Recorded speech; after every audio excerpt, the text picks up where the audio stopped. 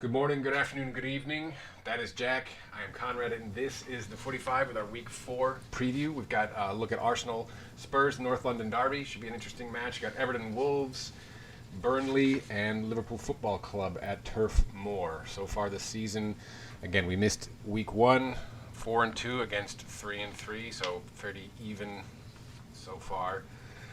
But this Arsenal-Spurs matchup, both of these teams are coming off of defeats. Spurs with the shock home loss to Newcastle. Arsenal coming off a fairly sound beating by Liverpool at Anfield. Big difference in those results, though. I think that it was expected that Arsenal were going to lose that game versus Spurs. There was an expectation you were going to win against the team they lost against. And so, really, it was Arsenal feel much more confident coming into this one off of a expected result versus Newcastle beating Spurs at home.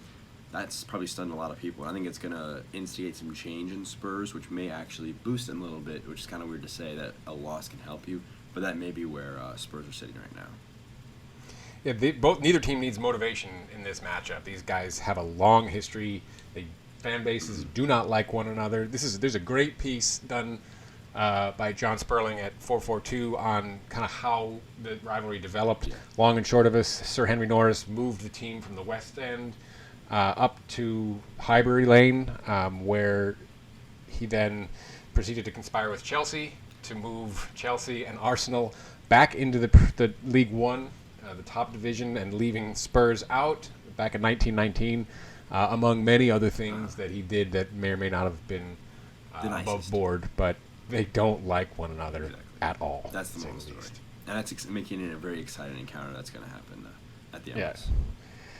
So Spurs have only won one of their last 26 visits to Arsenal. This from BetDAC. And then Sky Sports oddly asks a question, who's the better manager? And it's unquestionable when you just look at trophies. Yeah. Obviously, the 3 consecutive Europa League titles that Emery won with Sevilla. Pochettino's won nothing, but has done very well with this Spurs side. They just have not been able to pick up any silverware. It's one of the most fascinating debates is how much do you value trophies versus individual development as either a player or as a manager, because the constant knock against Jurgen Klopp before he had his European title victory last season for Liverpool was, yeah, he's built this side up, but he's won nothing. So how much can you really say that you were a success? You want to be a title-winning side, you're not winning titles. Emery has won. If you look at that list, those are not just poor man's cups. Those are some big competitions, especially the Europa League in back-to-back years. And so ultimately you have to respect him in that regard, but you have to look at the different circumstances that they were in, and the lack of money that's been provided to Pochettino and the requirement to build from the ground up. Look at the guys in that team: Harry Kane, Christian Eriksen, Heung-min Son, Dele Alli. Those were not household names when they went to Spurs, and they became those. And they used to be They've been there a long time. Exactly. And they used to be a team who would sell their big players like Luka Modric, like Gareth Bale, both of whom are now at Real Madrid. And so it's really interesting to see how they have become a club, mainly because of Pochettino, where players want to stay. And I shouldn't say that too soon because the transfer. Well, we don't know what's happening with Eriksen. Exactly, with Eriksen. One of those players are just Sounds like he's going to stay, but I don't know. Exactly. We'll see. But this could be interesting if you're an Arsenal fan. You could get your first view of Pepe, Aubameyang, and Lacazette. Yeah. Lacazette looking to be fit. Arsenal fans drooling at the sight of this because I think they're going to need to outscore their own defense if they're going to win this match. And I mean, not even the fact that you need to outscore, but just that's so exciting. I mean, Pepe obviously missed a one-on-one against Liverpool, which could have changed the entire landscape of that game if he scores that. But he created chances for himself. He beat Van Dijk on the dribble, which is something no one's done in 50 games, which is a really remarkable stat. He's been very promising at his start, and Lacazette is one of my favorite forwards to watch, and Aubameyang's one of the top ones in all of Europe. Speed. Exactly. These guys are fast. They are fast. They're So technical. fast. They're creative, and they will be very dangerous for Spurs on the defensive side of things. Well, I think in the second week running now, Emery saying weird things leading into matches. Last week, making the comment about not wanting to play Liverpool ever. Yeah. And this time he's saying maybe this is the best match in the world for all football supporters. El Clasico would like to have a word. I mean, maybe an El Trafico. Really? Yeah. I mean, look, it's a emotional local derby for sure, and there's fans. They both have huge. I mean, Arsenal have a larger global following, I think, than the Spurs do, but I certainly wouldn't go that far. I think the keys to this match, if Tottenham are going to get any kind of a result here, these guys have to be on the pitch alongside Dembele and Kane. Yeah. I don't understand why he didn't start Eriksen against Newcastle. Obviously, so now available, coming off 3-match suspension stemming from last year's red. It's going to be interesting to see how they deal with things, because Christian Eriksen and Son are, you could make an argument that they're the best two players on Spurs. I mean, I know Harry Kane obviously is one of the best finishers, one of the best forwards in all of Europe, but not to say he's a one-trick pony, but Son and Eriksen bring so much dimension to that team that without them, they really are much flatter and much easier to counter against. And that's why against Newcastle at home, they weren't able to break down any barriers. And that's something that would worry them, and I hope that Christian Eriksen gets at least one more good performance in if he's going to leave for Real Madrid, and no better match to do it in the North London derby. Well, it closes on Sunday, right? Yeah. This match is when? I've totally forgotten. I think this match is It might be early Saturday. or Sunday. That might actually be Sunday. No, you're right. This is the Sunday match. So It closes And the he had 2nd of tweeted- September, so I think it closes on Yeah. that Monday. Monday, So it's yeah. they do have some time where if they're like, all right, Christian, hang on, you'll be able to leave after you get us to 3 points. Maybe that's the conversation they have in there. right after Pochettino leaves if they lose, which was he rubbished that claim. That sounded like it was the most ridiculous statement ever. Yeah. But anyhow, so I've got it as a draw. I debated this being a 3-2 to Spurs. I just don't know if they can get that many away goals at the Emirates. Yeah. You've got it 3-1 to Spurs. Yeah, I think that Arsenal are in a transitional period, and Spurs are going to be spurred on to make changes from that loss against Newcastle, and that's going to be the big ultimate deciding factor. Is I know Arsenal will probably start Pepe. Hopefully they start Torreira for their balance of the team, but overall, I think Spurs are a level ahead of them, and that's going to be shown in the game this weekend. We shall see. Spirited North London derby to be sure. Second up, we've got two teams arguable with top 6 talent, but just haven't necessarily been able to get there. Everton been struggling to get there a little bit longer than Wolves. Yeah. Wolves obviously came on the scene strong last year. This is not going to be at the Emirates. This is going to be at Goodison Park, where last year, the end of the season, they had the black cat that Yeah. they couldn't get rid of. They just kind of floated around it didn't actually ever touch the ground. It floated Oh around. yeah, it's just glided around the field. But these are two sides that really I find a lot of similarities in them. They're both teams that are on the outside looking in on that top 6, and they're both teams that have made a lot of strides to improve it in the transfer market.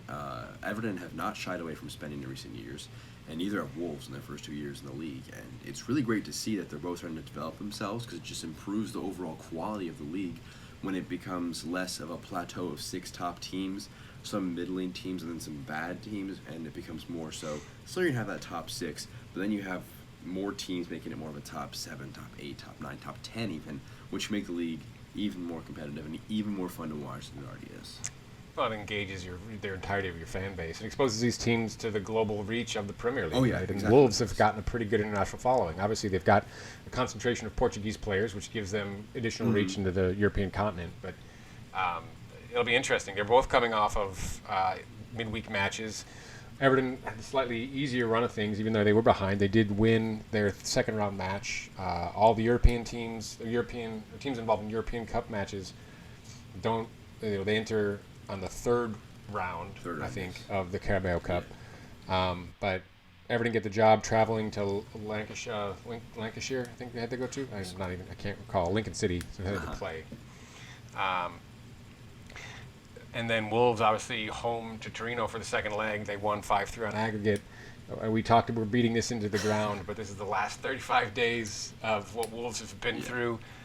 9 matches, 6 wins, all in the Europa qualifiers, and then 3 draws. I think it's looking to close this out strong. Yeah, it's a big match this weekend, actually, because Wolves, this is kind of I don't want to say a mid-table 6-pointer, but these are two sides who will be battling for those positions to get closer to the top 6, and if Chelsea continue to falter, there's going to be an open spot, and the team's going to have to say, I'm going to be the one who replaces Chelsea this season. And they only have 3 points out of 3 games. Obviously, you haven't lost yet, but you haven't gained a ton of points. And I think that it'd be really important for them for both teams to get 3 points here, and that's why it's a 6-pointer, because you get 3 points, you're going up 3, and the opponent's getting none, and then a draw obviously would be another neutralizer. And it'd be interesting to see from a Wolves perspective, how would you feel about having 4 draws from 4 in the league? That'd be a really interesting thing to look at, because yeah, there's a positive that you haven't dropped all the points yet, but you haven't gained all the points either. So I think it's going to be a really important match for both sides. That's really exciting to see. Especially as congested as the middle of the table is. There's 10 or 12 teams on 4 points right now. Oh, yeah. And obviously, and one of them is Everton, Mm-hmm. and then Wolves just sitting there with 3. I mean, the 6th place club has 4 points, and it's Burnley, and they're only in 6th place because of goal difference of +2, right? So that's how tight that is in the early going. Obviously, they've only played 3, but still. I mean, look, we've got the international break coming up, so looking at that congested fixture list, Wolves fans are thinking, oh, we need a break, but they just had 6 players called up, 2 for the U21 and 4 for the senior squad coming up for the international break. So that's almost a full third of their 21 registered players that are going to be involved in the international break. Yeah, and that's no rest for the weary. Exactly. No rest for the weary at all. Everton, meanwhile, they're healthy. Gibberman is the only one who's out. He's got that thigh injury that he sustained in practice, but looks to be otherwise full complement of players, and it'll be interesting to see if he starts Moise Kean and Alex Iwobi rather than bringing them off the bench late. Yeah, that'd be really interesting to see. Keane started in the midweek tie in the FA Cup, and obviously he needs to... So did Iwobi, I think. Yeah, they need to get embedded and get more match sharpness before they are thrown into the biggest games in the Premier League. But I think that they're making really good progress. I think that Everton, this is going to be a big test for them. I think they're going to do well in it. Lastly here, they've not conceded at home in 9 hours of play. Everton haven't. They did concede and obviously lose last week to Villa, their first loss and their first goal they conceded this season, but trying to keep that run of clean sheets at home. But this looks to be an interesting one. I don't see it as being a clean sheet. You do. I've got it going to Wolves. I think they're going to be on an emotional high, having qualified for the group stage for Europa, and I think Nuno is going to have them ready to go, and I think they will take full points. And I think it's important for them to do it. They need this. I think the extra 24 hours of rest for Everton, the fact it's at home, the fact that the legs are so weary for Wolves, will play a big impact in this game, and I think that they've shown really good defensive prowess so far this season. I think that's going to continue. I think that they're going to do a good job at keeping Wolves in check. I think that Everton are going to come out on top with 3 points, which is going to be a bit of a blow for Wolves, obviously, because you obviously want to get these wins against your direct rivals, and that's what they've put themselves into. It just speaks to the talent of the club that in their second season in the league, they've already said, we are a rival of Everton. We're a rival for the top 10 clubs. And that's really impressive to see for a relatively new side to the league. We shall see. I think Wolves are going to have enough. I think they're going to be playing on such emotion. Now we've got a top 6 battle that I don't think anybody saw coming. We talked about this. There's so many teams congested on 4 points. Burnley in 6th place on goal difference. This is at Turf Moor. Always a tough place to go play. I don't think I would have put Burnley in this crowd. You know, of the 5 teams who've played the most games since the inception of the English Football League: Burnley, Wolves, Derby, Notts County, Preston North End. Interesting. Of those teams, only 2 of them are in the Premier League, which is really interesting to see. Yeah, this teams with lots and lots of history, Yeah. just not necessarily lots of recent success. Derby obviously challenging last year, playing in the final for promotion. Last time out, Gomez was hurt, and it didn't seem like Dijk and Klopp were the best of friends. They are both very emotional, very competitive.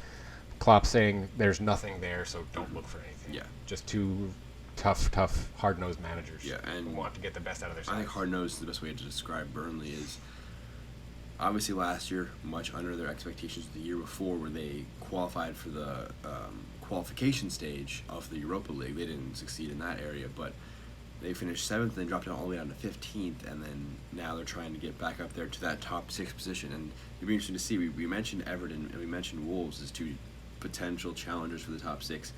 Burnley are going to try and throw their hat in there. They're going to say, why not us? We're great defensively. We're a greedy team to play against. We have a great scorer for us right now. And I don't want to say it's a good thing that they lost in the League Cup against.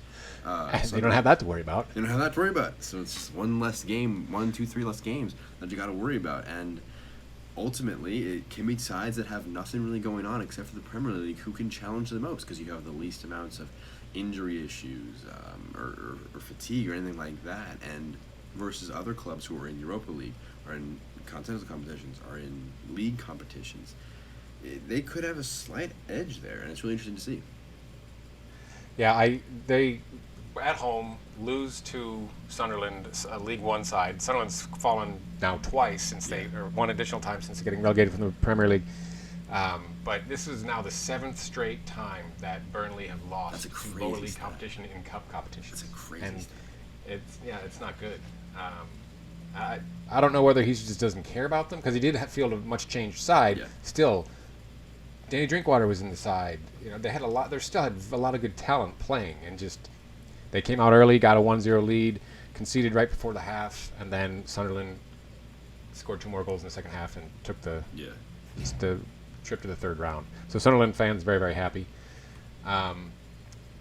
This is a fantasy Premier League stat. Somebody looking saying don't pick Ashley Barnes because they won't score against Liverpool, but Burnley have scored every single time they've played since Klopp has been manager, which is an interesting statistic. I wonder if that's the only team that have done that. But they do seem to cause them problems a lot of the times, and a lot of that comes from Ashley Barnes being, or he'll be an example of a striker there who can just get goals because of the system.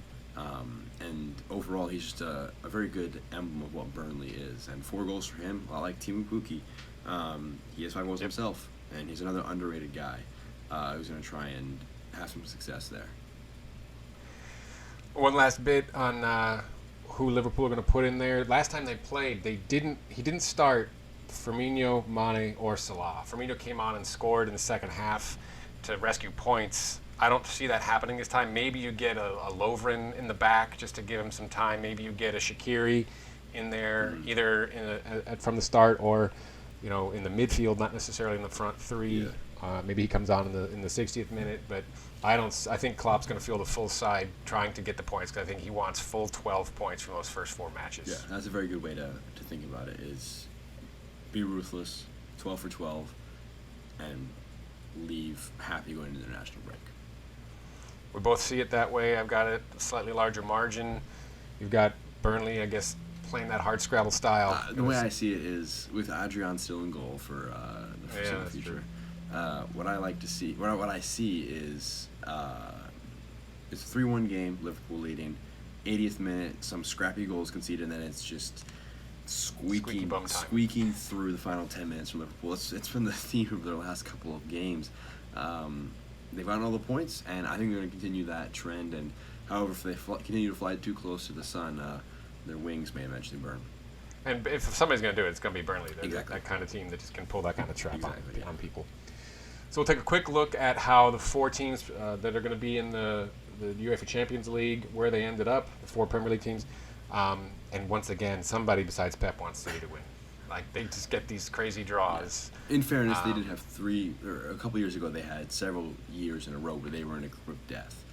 But now the last couple of years, it's been... Not lately, since they've been It's been City, Shakhtar, and then mix your hand into a Scrabble bag and pull out a couple letters, and then you got a team. Exactly. Some of these are tough. Exactly, yeah. But they figured out where to send the checks, evidently. But not really. I think Bayern and Spurs are the class of this. Olympiacos they're not pushovers, but I don't see Red Star getting any points. It is going to be, the deciding matches in that group are going to be Bayern, Spurs, for who gets first or second place. Right, who ends up getting the top I think slot. that's as good a group as Spurs could ask for. You have a big side to play against, but you don't have a 3rd and 4th team that you're looking over your shoulder with. So I think that's fine for them.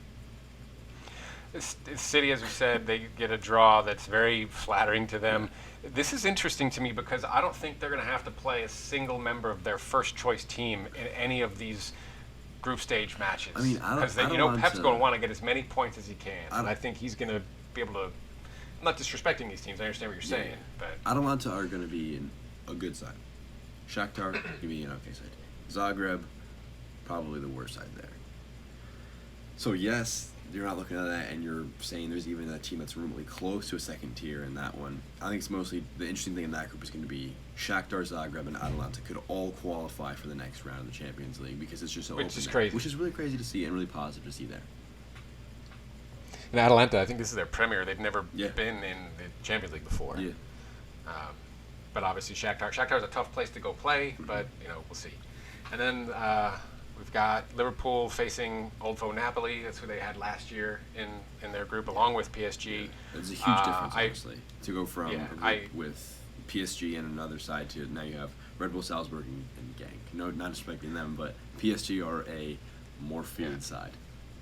I think Napoli are happy with this because they've got a good shot at getting through. Oh, yeah. Last year, they're like, well, we've got to take points off of Liverpool and PSG, and they weren't able to do it. Oh, yeah. Not at least not in enough quantity. Yeah.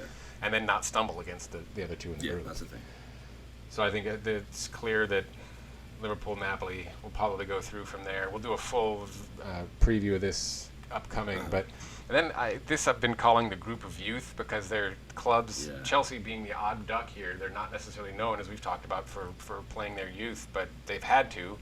But Ajax obviously have a great academy system. Lille have a great academy system. Valencia are just always find ways to be good. Yeah, they're one of the historic clubs in all of Europe, and I love So this. this is group. one of the tougher groups. I love this group because it's really tough. There is not a bad side in it.